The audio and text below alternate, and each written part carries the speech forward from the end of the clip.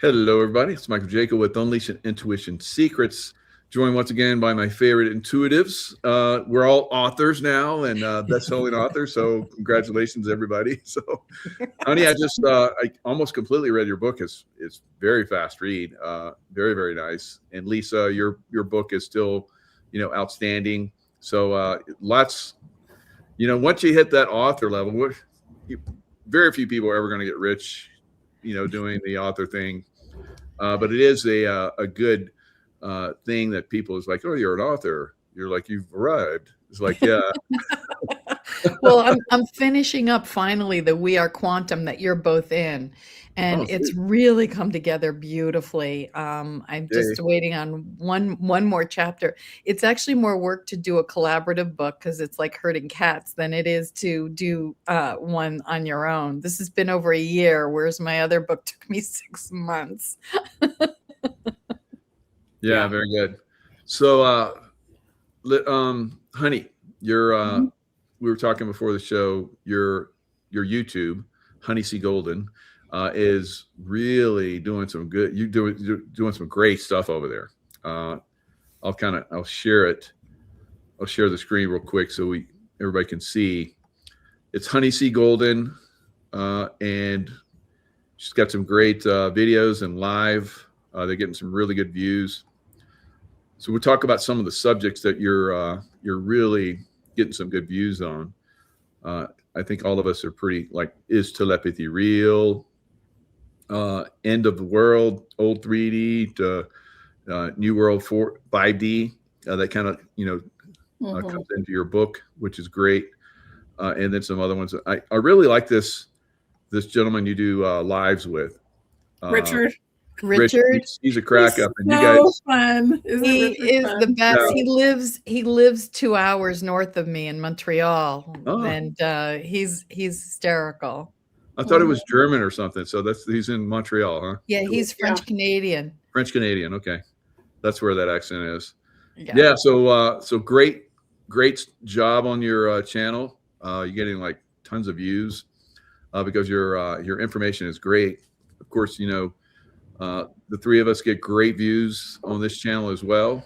And of course you guys do the quantum healing meditation, which is fantastic.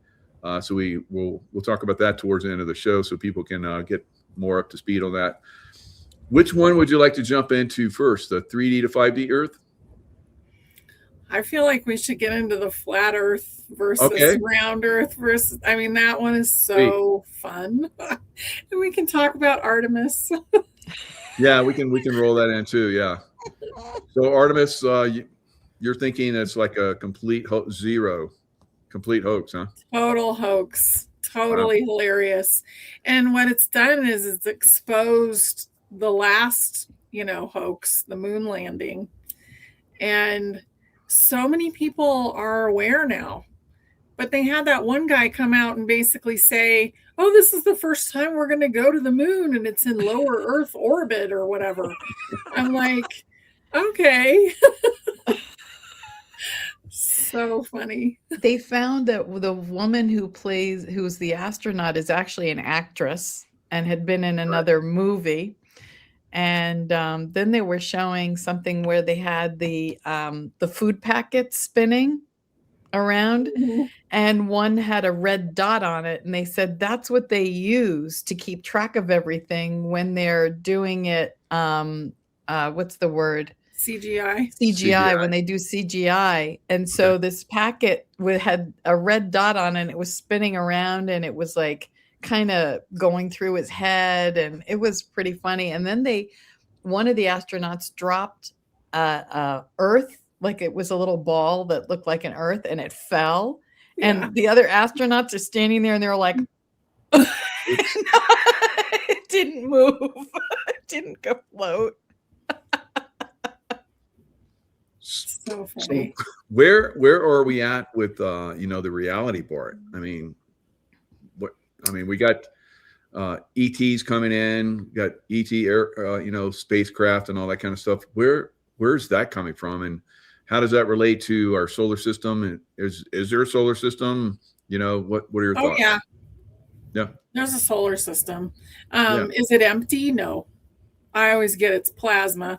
So if you think of the firmament, it's basically made out of the same stuff that the firmament is made out of.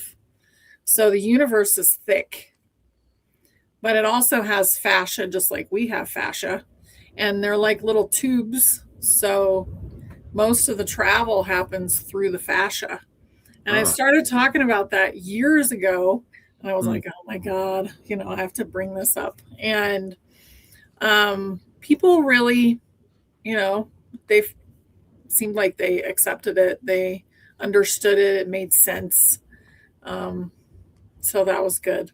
The flat earth versus round earth versus toroidal field was the biggest drama, I think. And then I had someone on who believed that the earth was flat. And I sent him a message that I didn't believe that. And so I started to show my stuff because we're halfway through. And I was like, oh no, he didn't read anything that I sent him. So that was really interesting and a little stressful. Yeah. So I agree with you, honey. The one that you did on the flat around, you show the earth as, or not the earth, but what we know of as Earth, I guess, is just a very small microcosm of the greater, because we got the ice walls and all that kind of stuff. Yeah. But the Earth is not round. It's not flat. It's something else. I've always felt that. And at some point, all the science that they're dumbing us down with is going to be thrown out, and we're going to realize, oh my God, this is so simple. Of course, but at this point, it's tough to get through all of that. So where do the portals then take place and the gateways? Because is that really the way we're supposed to travel versus getting in a rocket ship and going through? Oh yeah, it is. We have stargates. The stargates. We have portals that are like more natural portals from the matrix, the natural matrix. We have portals that have been created because of, some sort of accident too. Like think about all those wars that we were having with each other in the past, as ETs, like the Orion Wars and stuff. So I always get Moldavite came from a ship and they went through the wrong portal because they were trying to get away, and then they came into 3D and exploded. So, it was a natural ship, like organic, because a lot of the ships that are in higher densities, they're organic ships. They have their own DNA. So it's just wild. But if you think about it, almost everything makes sense if you think about your own common sense. Yeah. And I just noticed both of you are color coordinated with pink, and I got blue, so that's good. Last time I had that happen, I was in Mexico going to visit the flamingos, and we both wore pink shirts instead.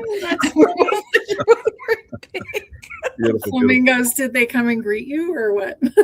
We went in a boat, went right into the middle of them. There were thousands of them. Yeah. Oh my God. Yeah. But they also talk about, there's one guy who was questioning the whole thing about the earth, and he said, why? I want to see that these the astronauts pull out and show like all the people, all the buildings that are upside down, because the all the planes flying upside down and all the water that's still staying in the same place. It's not falling. It was really funny the way he said it, but I never really thought about it. If the earth is round and everyone's like hanging upside down with the planes flying and everything above us, it's just like, why would they bother to even have us believe that? Like, what advantage did they have telling us it's round versus anything else? Why is that important? I feel like it's so that they could pull the ultimate like joke on us. Yeah. Kind of like the Tartaria stuff we talked about, it's like, just cover all the stuff up and dumb us down. Their history is all changed around. unless you become an intuitive, all of this stuff is lost to you. You're not going to have a clue. So you really need to tap into these higher dimensional realms, which you talk about, honey, and which you talk about, Lisa, and I talk about as well. So 5-dimensional consciousness, the movement from 3D, which is very thick and very controlled and very dark, and then moving through the 4th dimension into the 5th dimension. 4th dimension, in my opinion, is more of the consciousness realm. We see a lot of disinformation that's going on right now. The airwaves, thought patterns, and so forth, more 4-dimensional. What are you guys' thoughts? The chaos realm. Yeah. That's what I call it. Yeah. As we move to 5D, yeah. And then there's the 5th density, and then there's the 5th dimension. So we're in the 5th density, correct? Right. And we're moving into the 5th dimension. Can you clarify what the difference is? Because I always get confused on those two. Density is physical. So it's how you feel physically. So I don't know about you guys, but I feel better. Yeah. So I just feel like I can move around better. Everything feels lighter. Time moves fast now. So it's the physical experience.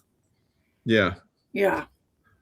But I unfortunately still get some negative stuff happen to me in 3D where I get attacked. Like yesterday, I got attacked pretty bad, where I was doing a show that was going to do some big exposure, and boy, crawling across the floor again, trying to get out of the energy that was like hitting me. So, when do we get to a point where because I feel like I'm just like 5D everything, at this point, but I'm still getting hammered by 3D stuff. When do we break free from it?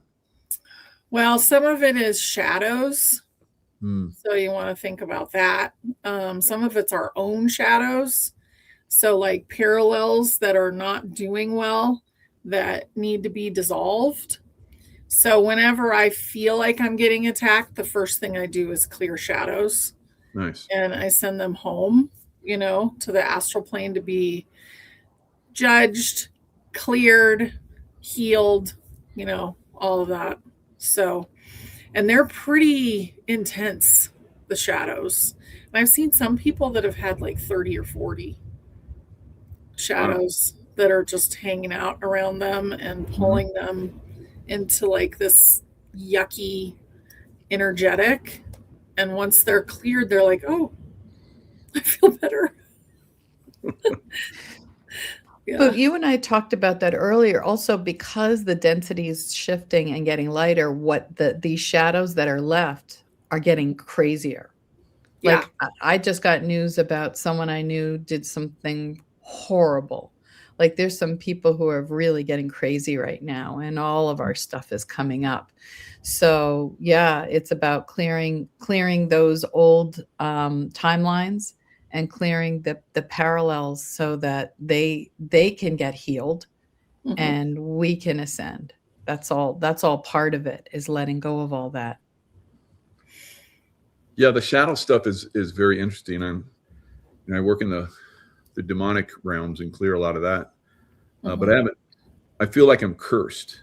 There's some kind of curses that are like, hanging on me and stuff. I would break those then. Yeah. Okay. So like if you come to the healing on Thursday, then break the curses while you're in there. All right. Yeah. Yeah. There's definitely something that's still sticky. Even Tracy's like, sometimes I got to get out of the room at night because they're like really coming after you. So I was like, oh yeah, thanks for leaving me. But it gets pretty intense. It feels like a wizard. Yeah. To me. Okay. So it feels like a wizard from a parallel. Yes. And you were associated with that wizard, and he basically is attacking all of your parallels. Interesting. Yeah, I just got a confirmation. Yeah. So he needs to and be. I was like, where, what? And now you confirmed it. Yeah. So yeah, Tracy and I were talking about this morning. So yeah, this great confirmation, and that's the beauty of the quantum healing that you guys do. You open the floor up for questions like this. So I'm getting a freebie here. I love it. So great. So here we are. We're moving into this Earth split. So this is phenomenal. Many people have talked about. I've been talking about this for I think almost 6 years with people. This Earth split that's coming. So tell us about your views of the Earth split. If you can think about like several layers, because everybody has their own point of view. So I don't have anything with a bunch of layers in it right now, but if you just could imagine that there's lots of layers of a more negative timeline. And so say it's a fiber optic cable. So one cable, let's say that it's black and it's dirty. And then there's another one that's still orange and everything inside of it is bright and nothing is broken. Like none of the fiber optics are broken. So those timelines that are bright and unbroken are going forward into the fifth dimension. The ones that are broken and dirty, they're not. And you can tell if someone is wallowing in negativity, if they're feeling tremendously like a victim, if they don't take any self-responsibility, and they just think everything is happening to them, then they're kind of in the lower, the dirty timelines, we'll just call them. But they're still ascending. They're just not going to ascend in their body. So we're right now experiencing all the timelines at once because you can feel the negative stuff. So just like what Lisa just experienced or saw, we're seeing a lot of the negativity, but it's not necessarily in our realm anymore. We're not really experiencing it, and we're also not interacting with it. So the split is started.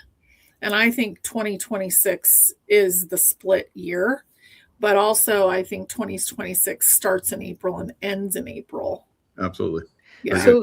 So here's something that I talk about, and it's so cool we're having this conversation because Honey and I were just talking about this. Just because you see negative things that are going on doesn't mean it's happening in your timeline. You're observing it, right? You're still seeing things going on. One of the most important things that you need to do is get neutral. Don't take on the emotion of it, because you can process a feeling in 90 seconds. You can just feel it and then let it go. It's when you hold it and then it becomes part of your body. Then you refuse to forgive. You're angry and you hate someone, and now it's impacting you and not the people you hate. Right. And as you talk about this all with the love bubble and everything, I love that because it's critical that we are in a place of neutrality and observe. It doesn't mean that you don't take action. You can. It's just not taking it on. There's a big difference. Because the more negativity you take on, the lower the timeline that you will be on.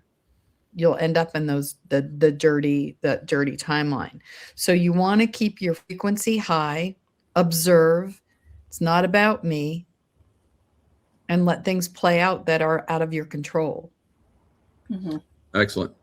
And Honey, Dolores Cannon, she talked about basically those clear, and she had like she would see a mosaic of all these and like a split like this.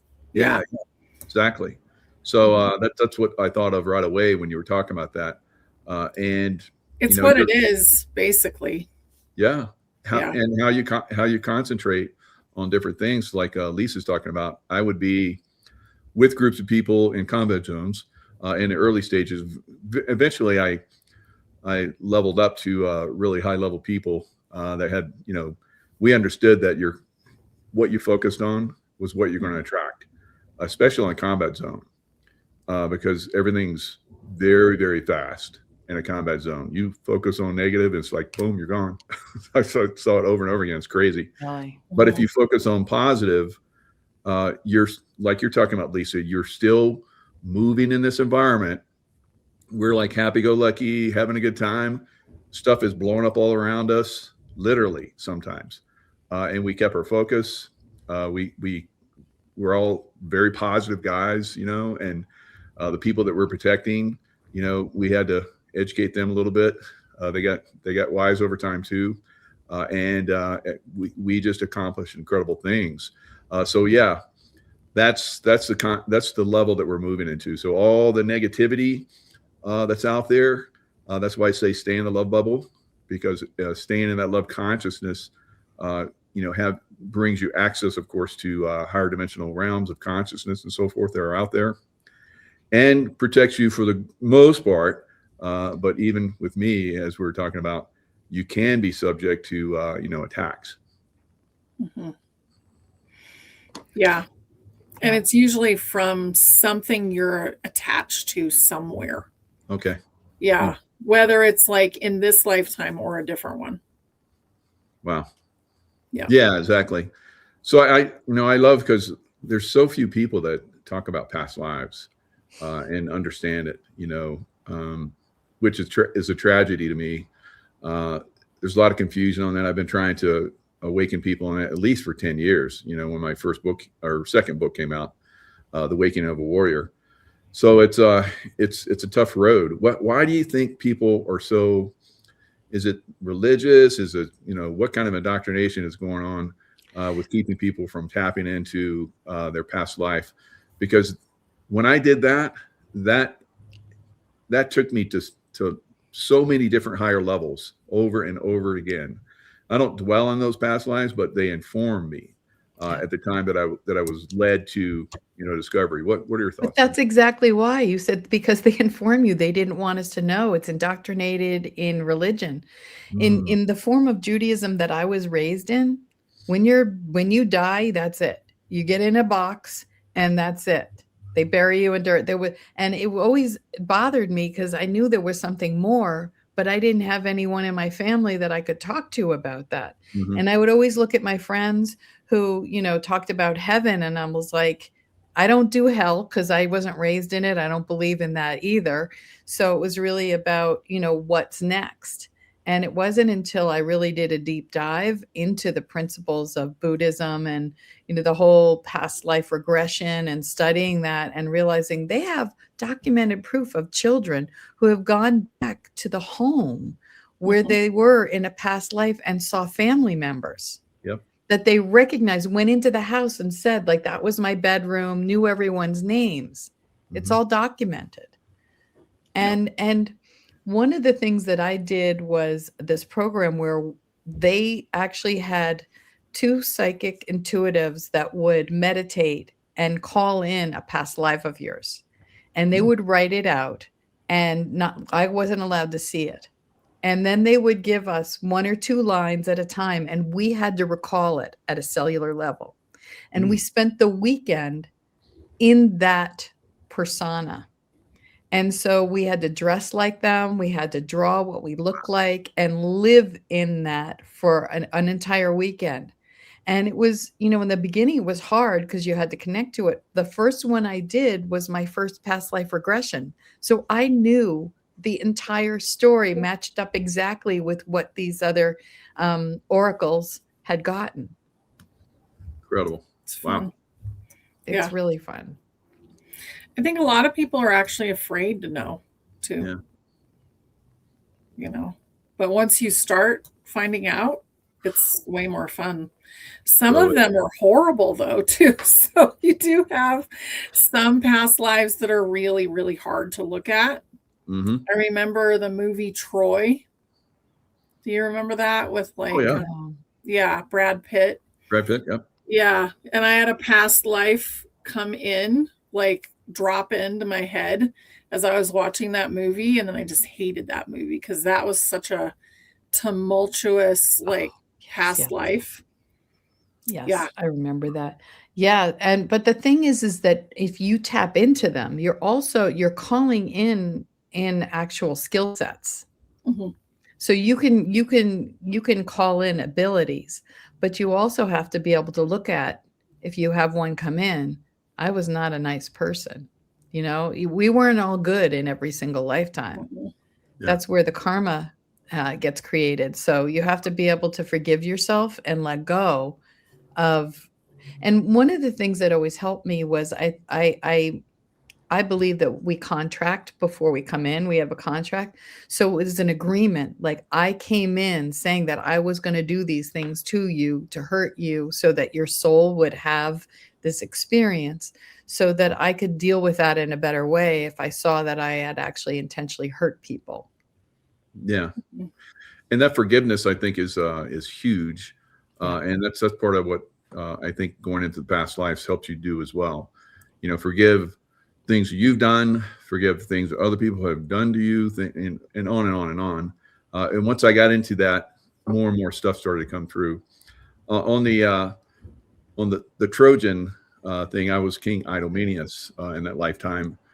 I remember being on the Jason, the Arg, where they went.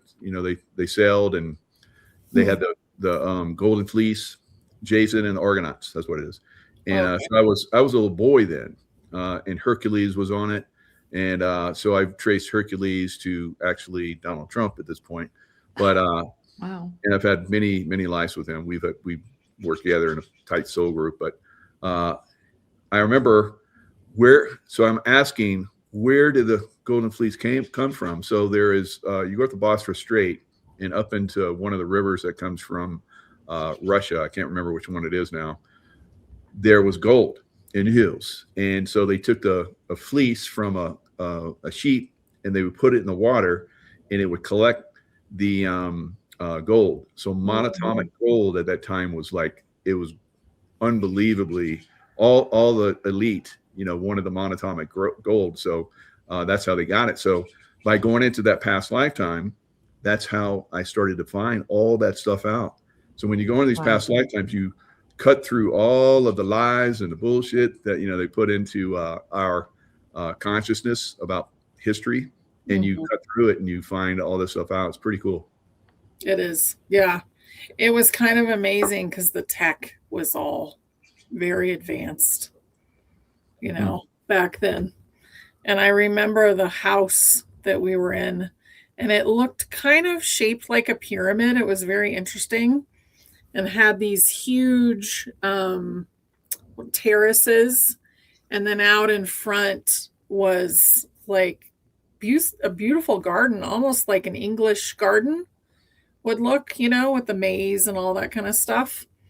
And I just thought, how could it be so beautiful and so terrible at the same time? Because it was such a corrupted society. Yeah. Yeah. But, both the Greeks and the Trojans were, very wealthy at the time. And there was a little conflict about,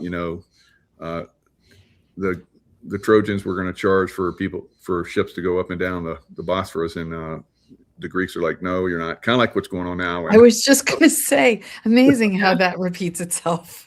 Yeah, exactly.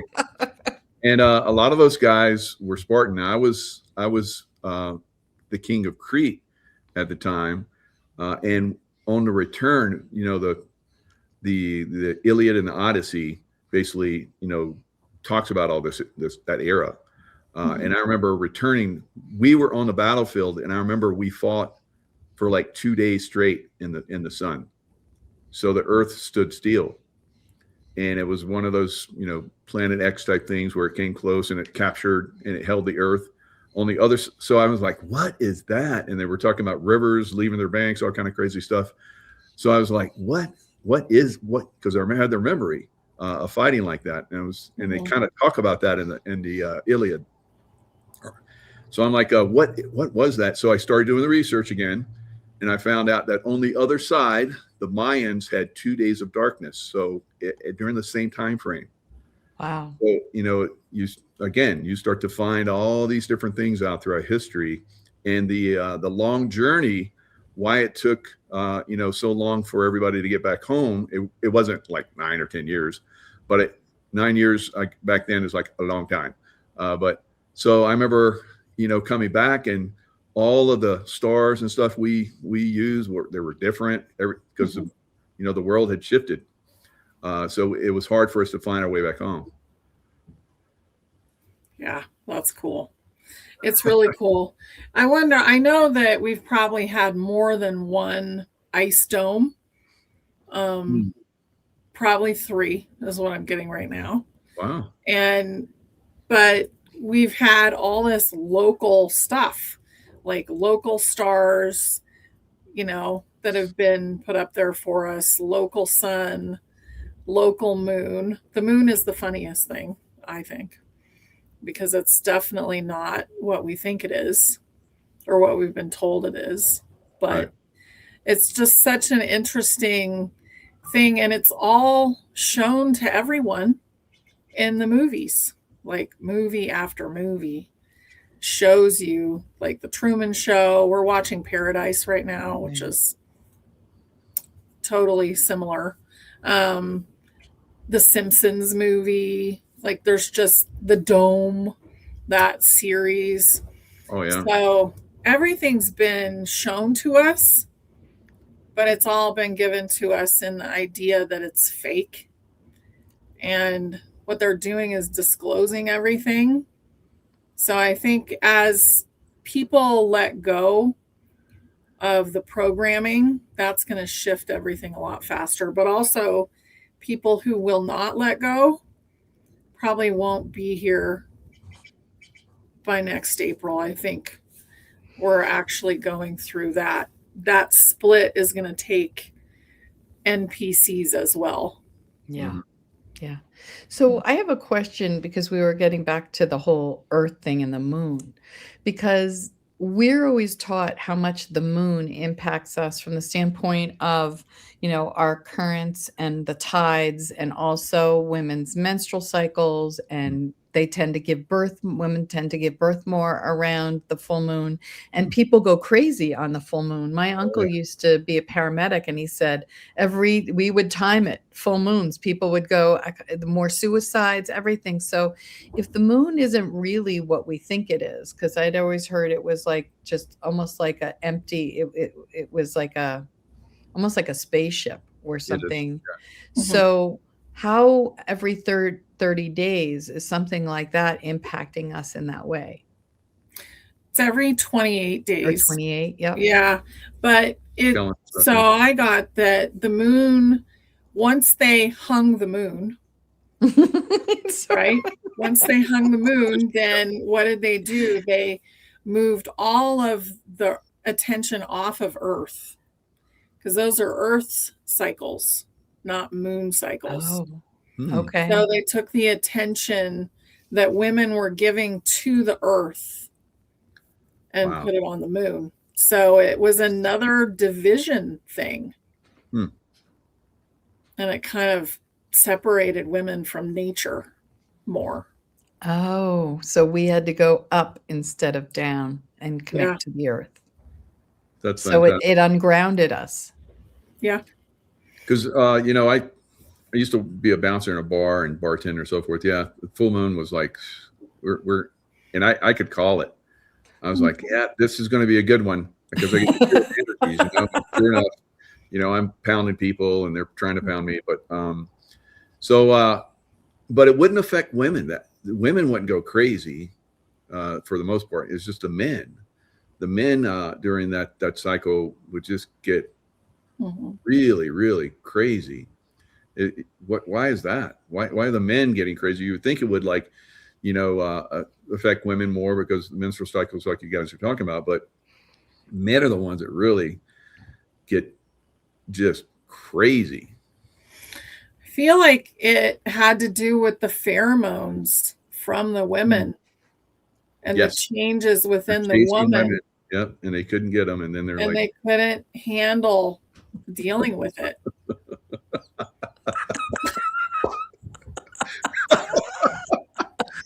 Really, That really. is They awesome. couldn't handle dealing with it. Yeah, they couldn't have what they wanted, and so they're gonna like take it out on somebody else. So Yeah. and one of the Wow. worst that's a good point, because one of the worst ones that I had to deal with was this guy. Well, this woman came up to me and said, like, this guy like just was cussing at me. He's like trying to come on to me. I was like, okay, let me go talk to him. And so I went to talk to him, and I was like, yeah, so and so. And he's like, oh, he just started F-er and blah blah blah. And I was like, okay, it's time for you to call it a night.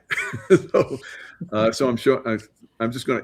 We're almost at the end of the night, so the door's already locked. So I was just going to escort him out, pull the door shut, and that's going to be it. No, he wasn't going to have any of that. So he lit into me, and I lit into him, and he came back again, and it was like his blood was everywhere. I was going to say, you're not someone that. So he was a badass boy. He was big. He's probably at one time probably running back for some football team, and I was a running back. So I know he came at me fast, just like a running back. I was like, whoop, whoop, whoop. And like he was down, he was out. And then it took a bunch of us to get him out, because he's like, once he woke up, he wanted to fight more, and it was crazy. But that it's just like you're saying, honey. Guys, I guess, they can't get what they want, and so they just can't deal with it, and they go crazy.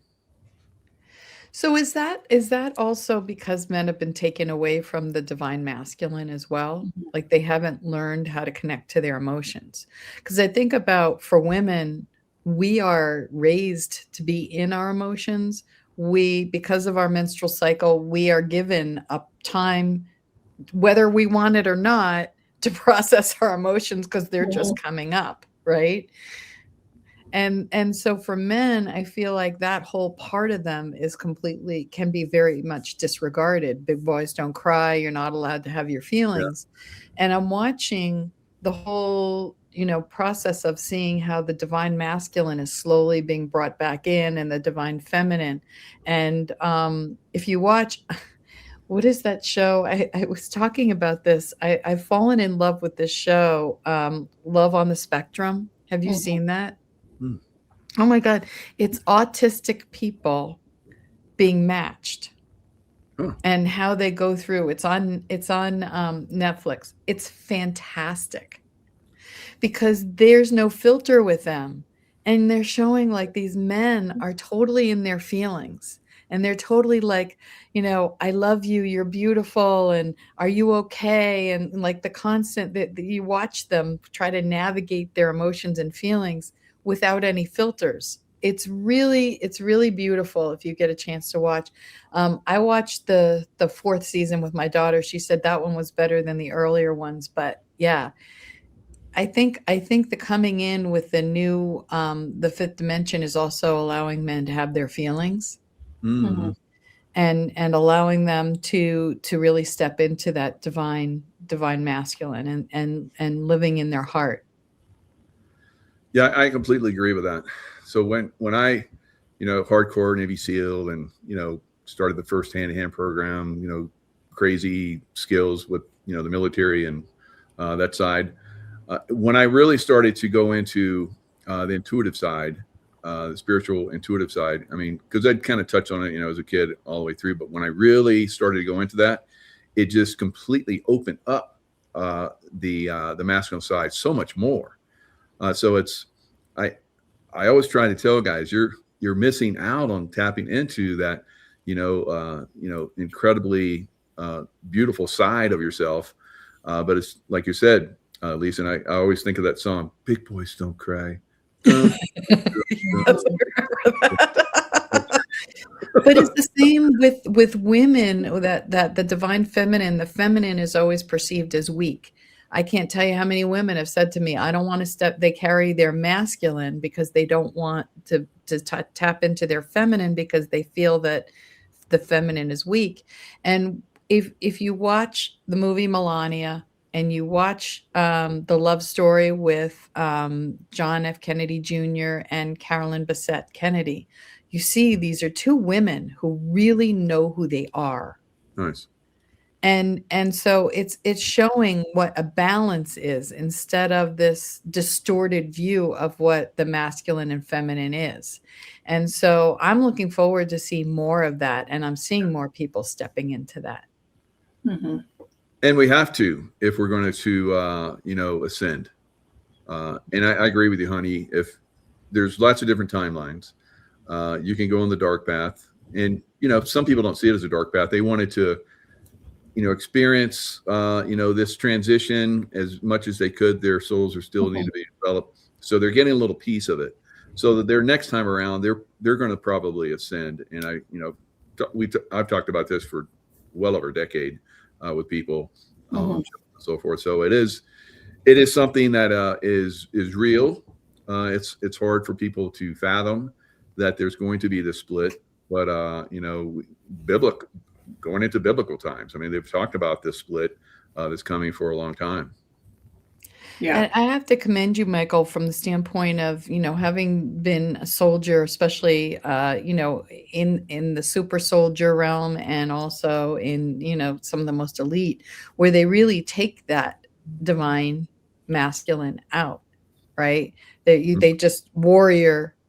It's direct warrior, and for you to hold that through everything that you've been says a lot about who you are and your character, and holding and talking about that love bubble and talking about that, because that's not, as that's not part of the culture of the military in any way. Yeah. No, that's big. And one of the reasons why I believe I and my other people went into the super soldier program, because they look at our past lives. And those of us that can have multiple lifetimes at once, those are what they really target for the program. Some of them, they just steal their consciousness and just slap it back in their bodies after 20 years. But some of us, I would say many, many millions of us, they pull into the secret space program and so forth, because we can multitask our physicality in this realm. Multidimensional. Yeah. And we're jumping timelines so often now, and we're also getting pieces of ourselves that are coming in and joining.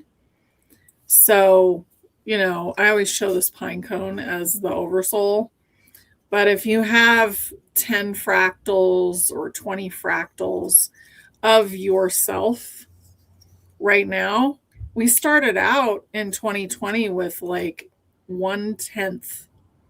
So 1/10 of one fractal in the body. And we've moved to the point where now some people have maybe 50 fractals in their body. So they have all this knowledge that they haven't totally tapped into yet, because the brain hasn't been ready. But I think the brain is getting ready. Yeah. Right now. I had a big fractal that was coming in, and Honey was laughing. She's like, take your time. It's going to come in really slowly. And in my meditation, I was like, oh, I can handle this. I was like, come on in. I was laid out for 24 hours. I couldn't get out of bed. I thought I was dying. I literally, my body was like, what did you just do? So I learned you have to be patient with these fractals, because your frequency may not be ready and your body can't take it in. So if you start to feel off a little bit, it might be a fractal that's coming in. Allow it to come in. Be patient. And new skills are coming in, and new wisdom and knowledge are coming in with them. Yeah, and if like your soul is off doing stuff, like you wake up in the morning and you just feel like can barely get out of bed, and you're like, can you come back? Because you can't even power this existence without your soul at this point. Like, you're just dragging around. Yeah. Because you need that energy. Yeah. And Lisa, you work with Tracy on your descendants. What is that? Where you're like the ancestrals. Yeah, clearing ancestral trauma. Everyone that's alive in her family, when she started that, they all of them started having the experience of clearing, and it was tough for for a month. You know, she had real intense low back pain, all kind of crazy stuff. Yeah, I remember that. Yep. Yeah, because as you clear and you shift, they start to shift along with you. And it's also the way you see them too. You start to perceive them differently. But yeah, it's a beautiful thing and forgiveness is a huge part of it. But you're clearing out your generations. I've gone back over 10 generations or more, and you don't have to know who they are. Mm-mm. You're just helping them heal, because the soul still has that trauma, and the trauma gets passed down generationally. So when you clear that trauma, all of a sudden they're like, oh, they're starting to see the world differently. It's an amazing thing. And then when you do it, it also gets passed down to your descendants. Mm-hmm. Yeah.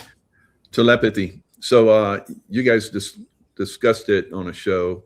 You know, I've been talking about telepathy for probably a couple of decades at least. I remember when it really became clear to me, you know, when I was a kid, I used to do telepathy with some of my friends. They were like, that understood it. And we would send messages to each other and we would get it. And, you know, as kids, like 8, 10, 12 years old, I was doing that. Mm-hmm. So it is something that's, you know, we all have that capability of doing that. We just have to, allow it to a great extent. Tracy and I would be completely on the other side of the world. And I would get this thought, and then we do a phone call together. I was thinking this is like, I was thinking that same thing around that same time frame. So telepathy is real.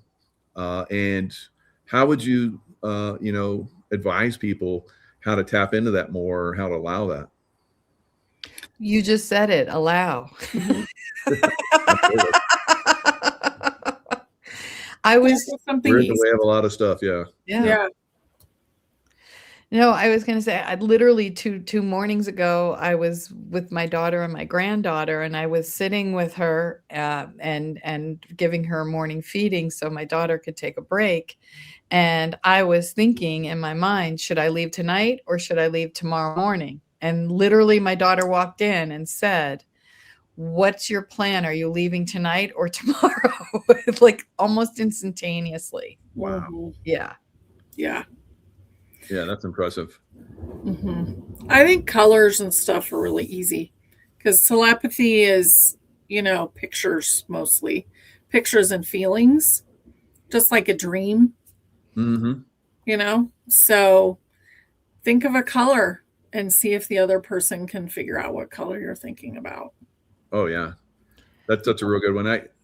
When I used to teach some of this stuff, I would have people think of like a bubble, and they would put thoughts in the bubble. It could be numbers or some kind of object or thoughts. And I would say just you have to meditate. You have to bring your consciousness down, and then really see if you're like trying to force it, it'll never happen. So you got to be in that right consciousness state, alpha brain waves and so forth, at least even deeper if you can get there and stay conscious. But, you leave it there and then walk out, and wow, it's impressive how, and I would have like groups of like 30, 40 people doing it, and everybody's getting it. It's incredible. Mm-hmm. Yeah, they're teaching children now. You can see them, they put blindfolds on them and they put the colors in front of them, and their brain state, like we're in beta, which is a fast rate like this. They're naturally in alpha and, and some of those lower frequencies and delta. So they can do it much easier, and they absorb information much easier because their brain frequencies are more like this. So the earlier you start them with it, the more it becomes, a part of them. So I'm really excited for this next generation. I was just at an event on Sunday and ran into an old friend I used to study with.